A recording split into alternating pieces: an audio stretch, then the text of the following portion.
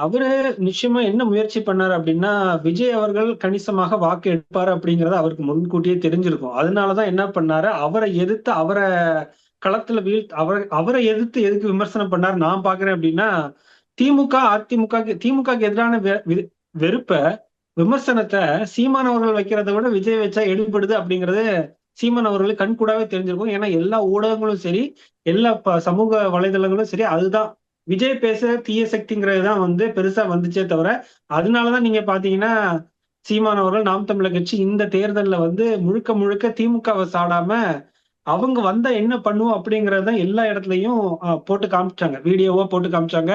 வெளிநாடுகள்ல என்னென்ன திட்டங்கள் செயல்படுத்தப்படுது, ஒவ்வொரு விஷயத்திலயும் அவங்க எடுத்து வச்ச நீர் மேலாண்மையா இருந்தாலும் சரி, விவசாயம்னா இருந்தாலும் சரி, கல்வினா இருந்தாலும் சரி, மருத்துவம், அதே மாதிரி எலக்ட்ரிசிட்டி விநியோகம் இதெல்லாம் எப்படி பண்ணுவேங்கிறத வெளிநாடுகள்ல என்னென்ன மாதிரி திட்டங்கள் இருக்கு, அந்த திட்டங்களை எப்படி செயல்படுத்த போறேன்னு சொல்லி வீடியோவா போட்டு எல்லா இடத்துலயும் காமிச்சாரு.